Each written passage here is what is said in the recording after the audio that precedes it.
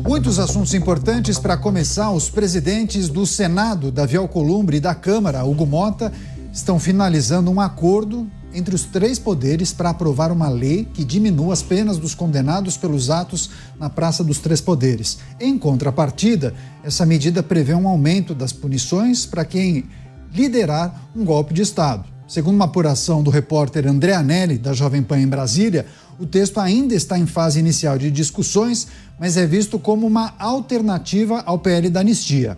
De acordo com o jornal Folha de São Paulo, essa proposta deve ser apresentada agora em maio no Senado pelo próprio Davi Alcolumbre e deve soltar ou mandar os manifestantes para a prisão no regime semiaberto ou domiciliar. Se aprovado, o projeto tecnicamente não poderia ser aplicado para Jair Bolsonaro e seus aliados, que se tornaram réus ou são acusados de tentativa de golpe. Enfim, alguns aspectos para a gente analisar dessa notícia. Chama o Roberto Motta, já está a postos ao vivo nessa abertura de Os Pingos nos Is. Motta, seja bem-vindo. Ótima noite a você. Informação importante divulgada no dia de hoje, pelo menos muitas sinalizações indicam que possivelmente o tal PL da anistia poderia ser enterrado.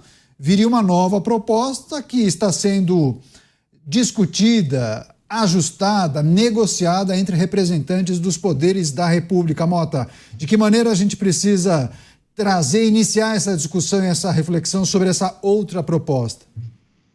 Com muito ceticismo, Caniato. Boa noite para você, boa noite aos meus colegas de bancada, boa noite à nossa audiência.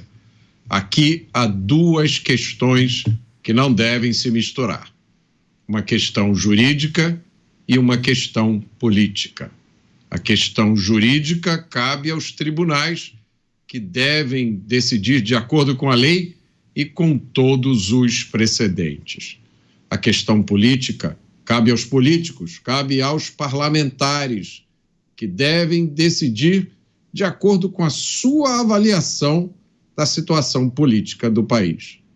Misturar as duas questões, misturar juristas com políticos, é um grave erro.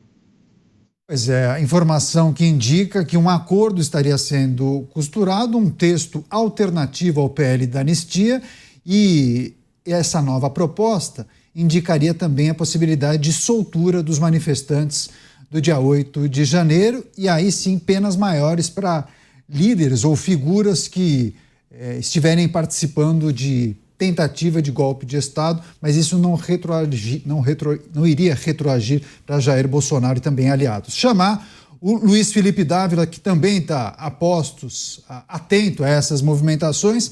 Dávila, você já tinha dado o caminho das pedras, né? Falava justamente sobre esse projeto que estaria sendo discutido, participação de integrantes dos poderes da República, e hoje essa informação em destaque em vários veículos, inclusive a apuração da nossa reportagem em Brasília. O que nós precisamos considerar em relação a essa negociação, a essa articulação para esse novo texto, que nem começaria, segundo as informações, nem começaria a tramitar pela Câmara, que a gente tem tratado tanto do PL da anistia, começando pela Câmara dos Deputados, isso nem seria iniciado pela Câmara, e sim com Davi Alcolumbre no Senado Federal, ou seja, é um outro caminho, né, Dávila? É isso mesmo, Caniato. Boa noite a você, ao Motta, ao Beraldo, a nossa querida audiência. Bom, nós antecipamos essa notícia aqui nos Pingos nos Is, como você bem disse. Por quê? Porque nós não vivemos uma época normal no Brasil.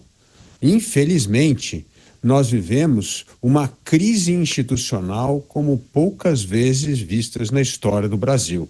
Nós temos um poder judiciário que deixou de ser uma corte constitucional, zelar pela lei exclusivamente, e passou a ser um fórum político, atuar como se fosse um órgão político e não mais o guardião das leis. Então nós temos hoje o poder legislativo que tenta negociar uma saída política com o poder judiciário, que não deveria ser um poder político, mas vem atuando como poder político. E o Senado parece não ter coragem para voltar a enquadrar o poder judiciário a ser apenas um poder judiciário e não um poder político. Portanto, a alternativa que surge é uma conversa política entre os poderes para dar uma solução política para um problema jurídico. Porque, no final de contas, o que nós estamos falando aqui é que as pessoas condenadas, os manifestantes condenados no 8 de janeiro, na sua maioria, tirando os baderneiros que depredaram prédio público, foram julgados não de acordo com as normas do Estado Democrático de Direito, mas com atos de arbitrariedade por meio de inquéritos sigilosos nos quais os advogados não tinham acesso aos autos. Nós tivemos juízes atuando como vítima, investigador e julgador do caso. Então houve uma total violação das regras e das normas do devido processo legal. Por isso, a saída para esse imbróglio, que se tornou um imbróglio político, é por meio da política. E ao ver a pressão do projeto da anistia 8 de janeiro correr solto na Câmara e criar um impasse no Parlamento, agora o Congresso Nacional, via Senado, discute uma proposta com o Supremo Tribunal Federal para abolir essas penas e aí fazer com que as coisas voltem a uma certa normalidade. Mas é bom destacar aqui, não é uma normalidade institucional, é uma normalidade apenas para desfazer um julgamento político que acabou colocando centenas de pessoas na cadeia sem o devido processo legal. Pois é, e essa saída política a gente também vai analisar quais são as consequências, porque a oposição perderia a tutela, né, sobre essa pauta, sobre essa discussão. Isso passaria a ser gerido por um outro grupo. A gente vai trazer também as reflexões sobre isso. Cristiano Beraldo também ao vivo, conectado com a gente. Beraldo, seja bem-vindo, ótima noite a você. Semana passada falávamos sobre essas alternativas ao projeto da anistia, né, que estavam em tratativas, debatidas entre integrantes dos poderes da República, e hoje as informações divulgadas, né, de que o PL da anistia, tão debatido nos últimos dias, seria enterrado porque um acordo está avançando para um outro projeto, né, para que um outro projeto entre em tramitação com uma possível anuência do Judiciário, Cristiano Beraldo. É isso mesmo. Bem-vindo. Caniato, o universo político é de uma criatividade impressionante. Boa noite a você, boa noite ao Dávila, ao Mota e boa noite à nossa audiência que nos prestigia diariamente aqui nos Pingos nos Is. Ora, a gente sabe o que é preciso. É preciso corrigir um erro, um exagero, uma forçação de barra, que foi pegar aquelas pessoas que foram presas no 8 de janeiro ou em razão do 8 de janeiro, e que acabaram sendo um universo de pessoas úteis para tentar desenvolver uma tese para, no fim, colocar Jair Bolsonaro e seus assessores e parceiros diretos da época de presidência da República na cadeia.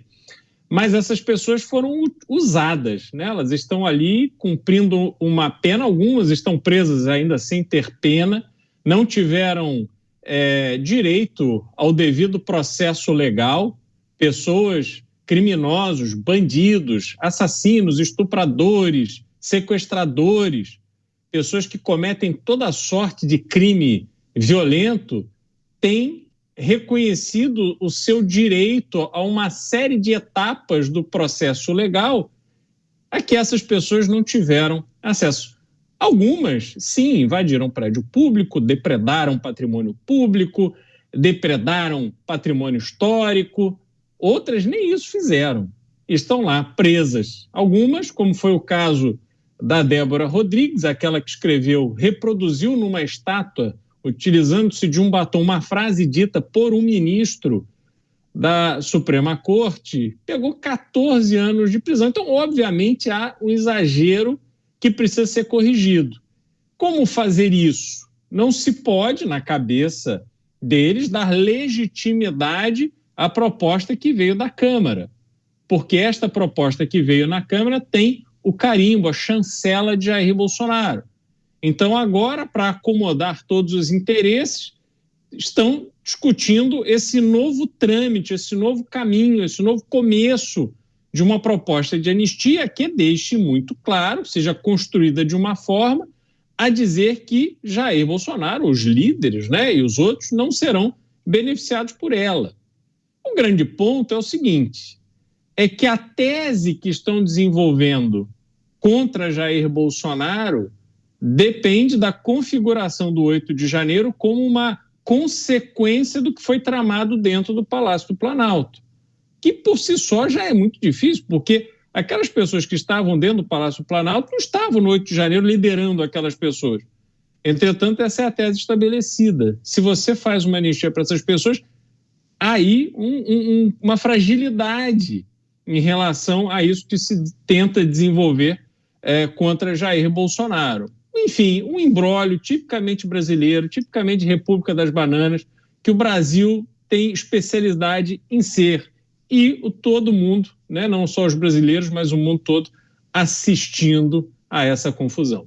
E muitos acabam fazendo uma relação direta com o posicionamento de Hugo Motta, né, que tem esperado o momento talvez adequado para ele ou para esse movimento para não pautar o PL da anistia. Talvez a resposta seja justamente esse projeto. Talvez ele já soubesse que algo estaria sendo negociado como alternativa ao PL da anistia. Chamar o Motta para trazer também a impressão sobre a possível mudança, né, de rumo em relação a essa saída política para um imbróglio, um problema jurídico. E muitos fazem a leitura. Bom, ok, essa articulação tem um objetivo também de esvaziar um movimento que vem sendo encabeçado pelo PL, ou pela oposição na Câmara dos Deputados ou no Congresso. Agora essa pauta seria tocada por um outro grupo, né?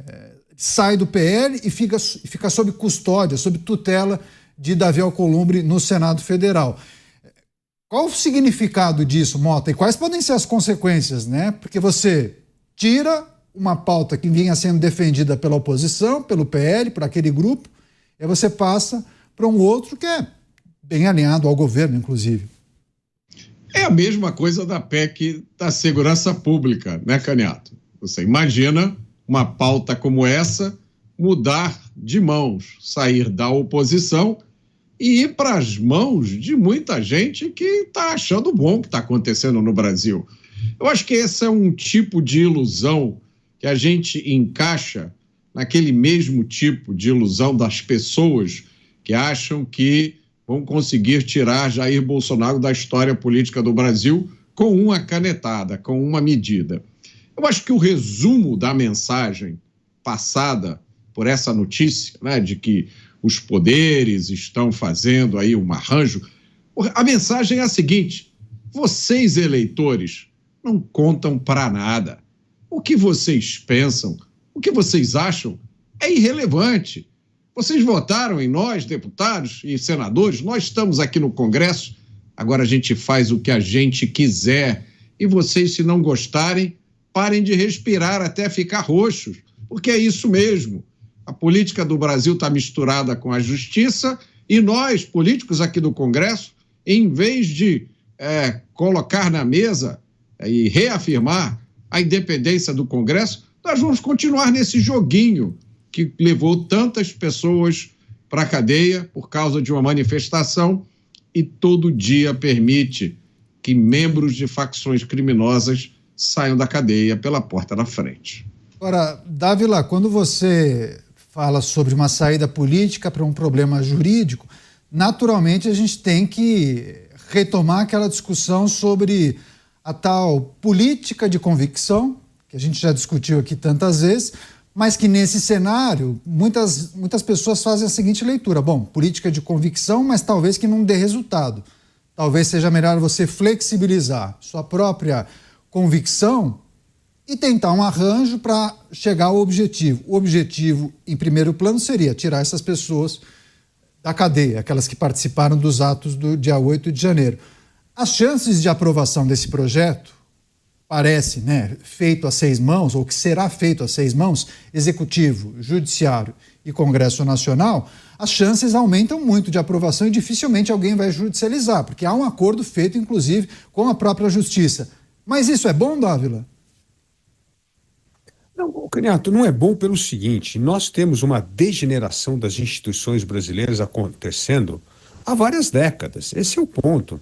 O Brasil hoje, o que você acha de um poder judiciário onde reina a impunidade, a imprevisibilidade das leis e o desrespeito aos direitos individuais? Não é o poder judiciário que nós esperamos, como guardião das leis, dos direitos individuais, do direito à propriedade, da previsibilidade das leis, da estabilidade das regras do jogo. Isso é que deve ser o papel de um poder judiciário. Nós não temos isso no Brasil. É o poder da impunidade, como bem disse o Mota, é um poder no qual o chefe de uma facção criminosa sai pelas portas da frente, e o empresário, aquele que trabalha, paga imposto, investe, de repente descobre que tem que pagar uma contribuição retroativa, como é o caso da CSLL, da Contribuição Social sobre o Lucro Líquido, porque mudou o entendimento do Supremo. Então, este é o país que nós vivemos. Então não adianta querermos ter uma ideia ideal, olha, esse aqui é o poder judiciário, esse aqui é o poder legislativo, aqui é o poder executivo, cada um está na sua esfera de poder, como está na Constituição, e as coisas vão funcionar de acordo com como está na Constituição, uma espécie de contrapeso e freios. Não vai acontecer, isso não está acontecendo no Brasil. O Brasil vive uma enorme crise institucional, um poder adentrando no outro, sem credibilidade, sem confiança, e é por isso que alimenta esse ciclo vicioso de candidatos populistas e antissistema. Hoje em dia, quem é popular é aquele que diz que vai quebrar o sistema, acabar com o sistema que não funciona, porque as pessoas sentem na pele, no dia a dia, que as coisas não estão funcionando. Então, esta é a crise do sistema político, do sistema constitucional que a gente vive no Brasil hoje. E aí, segundo ponto, Caniato, nós sabemos que não haverá reforma, não haverá vontade política para disciplinar esses poderes, fazer com que esses poderes voltem a respeitar a Constituição e voltem a viver de maneira harmônica e independente. Isso não vai acontecer. É uma ilusão achar que isso vai acontecer neste governo. Então, o que sobra é mesmo um atalho, é um rearranjo, é um meia-boca para nós conseguirmos terminar essa travessia até a eleição de 2026 e torcer para que em 2026 nós tenhamos um novo presidente da República que se importe com as instituições, com o fortalecimento das instituições e que tenha como missão resgatar a credibilidade nas instituições, a confiança nas leis e o respeito à Constituição. Mas até lá, nós temos de viver com esse improviso. É algo dramático dizer isso. Aliás, é triste dizer isso. Mas isso é o jeito, nós vamos ter que viver de pinguelas daqui até 2026. E este acordo costurado no Senado com o Supremo é uma dessas pinguelas que nós estamos construindo para fazer a travessia até as eleições de 2026. As classificações, viu, W? Eu acho que é mais ou menos por aí mesmo. E você, Cristiano Beraldo, é como se a gente já identificasse que tinha alguma coisa errada, né? Fora da ordem. Algo não cheirava bem naquelas idas e vindas de Hugo Mota. A gente desconfiava que alguma coisa ia acontecer nos próximos dias. E aí o Dávila fala em rearranjo, uma saída quase que improvisada. Não, ele até usou uma outra expressão, uma saída meia boca, né? E eu acho que é a leitura que muitos fazem, inclusive. Mas parece um caminho sem volta, parece a tese que possivelmente tenha mais força do que a outra, que vem sendo encabeçada pelo PL, principalmente já olhando para frente, olhando para a judicialização, talvez a justiça dizendo, não, esse projeto que foi aprovado é inconstitucional, porque a saída meia-boca talvez não passe por isso, né?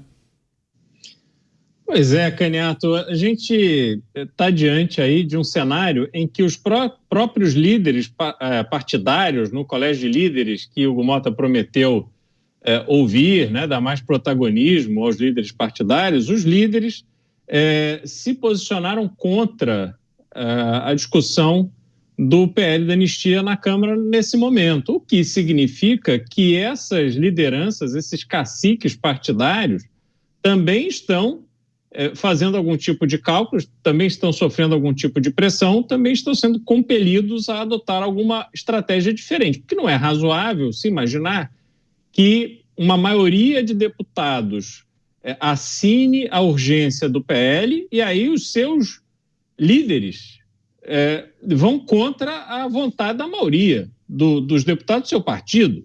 Isso não é razoável. Então, é claro que existe algo maior acontecendo. E hoje, no Jornal da Manhã, nós entrevistamos o senador Ciro Nogueira, presidente do Progressistas, e ele disse ter muita convicção de que tanto o presidente da Câmara, Hugo Mota, quanto o presidente do Senado, Davi Alcolumbre, atuarão da forma adequada para que este PL tenha o tratamento que seja necessário. Ou, na verdade, ele não se refere nem a este PL, mas que o tema anistia tenha o tratamento necessário. E agora, quer dizer, somando aí as peças que foram sendo disponibilizadas ao longo do dia, essa menção feita por Ciro Nogueira hoje de manhã de Davi Alcolumbre, colocando neste contexto, já me faz acreditar que realmente este acordo está já num estágio avançado de costura para que ele avance e se tenha aí uma resposta vinda do Senado. E aí tem um outro elemento também que eu gostaria de comentar, Caniato, que é a questão da relevância, né? Algumas pessoas já dizendo, mas veja, não há outra coisa mais importante para se debater no Congresso, o tema da anistia perdeu tração, o ex-presidente Jair Bolsonaro está internado, não está ali mais agitando esse tema, então ninguém mais fala nisso.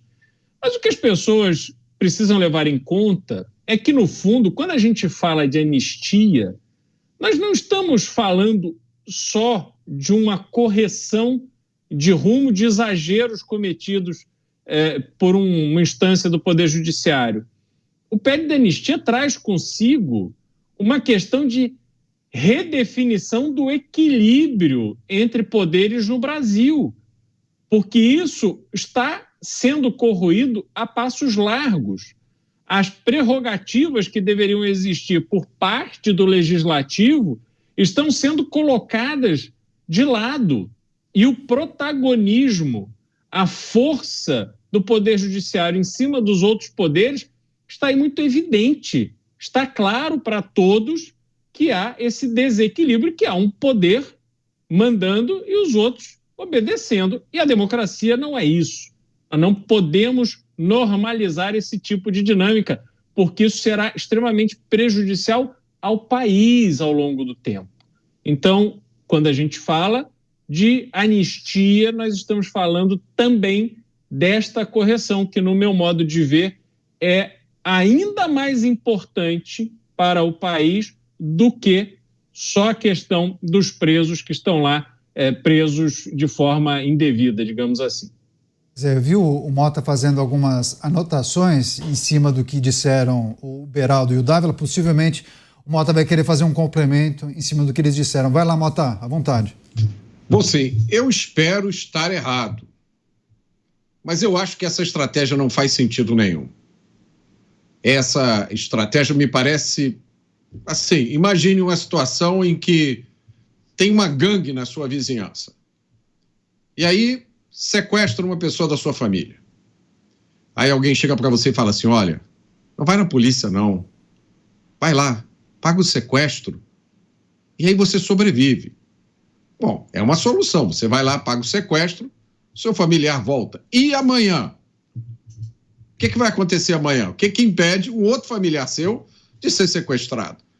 O que impede os bandidos pensarem, opa, tem uma mina de ouro ali, vamos lá, vamos sequestrar mais. Qual é a garantia que você tem de que no dia seguinte a sua vida vai ser normal? Nenhuma. O Dávila sempre tem razão quando ele fala da urgência de tirar essas pessoas da cadeia. Eu assino embaixo. O que eu pergunto é, o que vai impedir outras pessoas, ou essas mesmas, de voltarem para a cadeia 3 meses depois, 1 mês depois, 1 ano depois? O Dávila, com muita propriedade, fala, vamos pelo menos sobreviver até 2026. Eu apoio, mas eu pergunto, o que vai acontecer em 2026 que vai mudar essa situação? Me corrijam se eu estiver errado, mas em 2026 nós vamos eleger o presidente da República e o Congresso Nacional. E daí? Como isso vai mudar o quadro atual? porque nós acabamos de ver a eleição para o presidente da Câmara e para o presidente do Senado, resultado de um acordo, não foi isso? Um combinado de que as coisas iam ser de determinada maneira, inclusive o projeto da anistia ia ser pautado. Isso foi o meu entendimento. Então eu pergunto, que mágica vai acontecer no Brasil a partir de 2026 que não aconteceu até agora? Mudanças importantes no Congresso e também na cadeira da presidência da República poderão mudar os rumos do país, Dávila?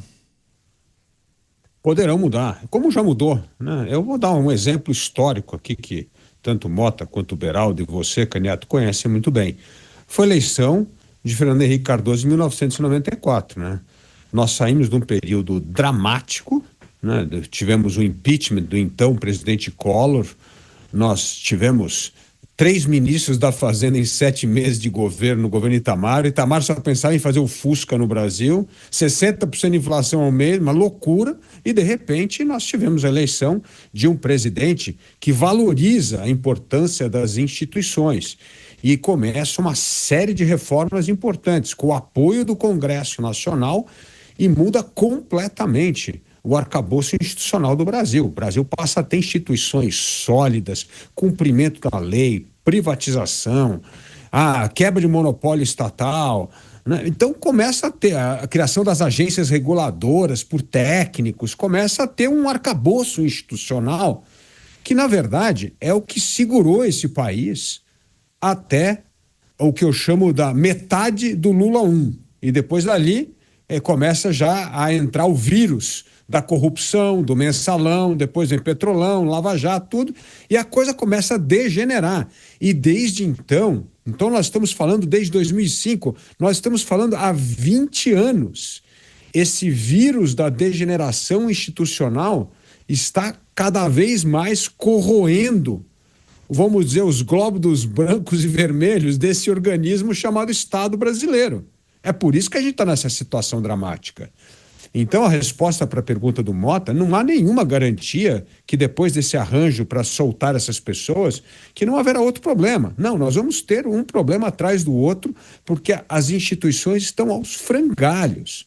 Então, nós precisamos ter um presidente que se importa com as instituições e ele dê rumo, que ele vai voltar a fortalecer as instituições. Felizmente, esses governadores que hoje se apresentam como candidato à presidência da República, eles têm um DNA muito diferente desses que estão no poder. Felizmente, se preocupam com as instituições, reconhecem a importância das instituições e tem uma cultura hoje provada nos governos estaduais, nos quais governam, que se preocupam com política baseada em dado e evidência. Então, é uma mudança brutal. Agora, isso nós temos que chegar a essa travessia até 2026, e isso não é fácil. Agora, só mais um ponto importante aí para trazer a nossa discussão. O próprio ministro da Suprema Corte, Barroso, disse que se sair um projeto que é uma modificação da lei lá no Congresso e tal, que o Supremo imediatamente implementa. Ou seja, mostra que o Supremo já está nessas conversas avançadas, Candidato, como você mencionou, nesse projeto. Se for um projeto feito a 4 mãos, o Supremo não vai criar nenhuma forma de dizer que a lei é inconstitucional, não. Ele vai implementar a lei, vai fazer valer a lei. Então, é um arranjo. Isso é garantia de que futuramente teremos outro problema? Não é nenhuma garantia. É apenas uma maneira para resolver um problema fundamental, que é tirar essas pessoas que foram indevidamente condenadas. E o segundo ponto, e aí esse acordo político entre lideranças parlamentares e o Supremo, é que toda essa turma tem rastro. E por ter rastro está na mão do Supremo. E por estar na mão do Supremo, amanhã vem outros rastros. Eu já mencionei aqui que uma crise que vai explodir logo, logo é essa história do rei do lixo. Isso aí vai pegar muito político graúdo, vai ser uma crise da dimensão do INSS. Então, é esse o Brasil que a gente está vivendo, gente. A gente tem que olhar o Brasil, o contexto como ele é hoje. Nesse contexto, que ninguém se importa com as instituições, de gente graúda que está no poder, Nós vamos ter que ir vivendo de acordos do dia a dia, sem nenhuma garantia, Mota, de que nós não teremos mais arbitrariedade futuramente. Infelizmente, esse é o futuro de curto prazo que nos espera.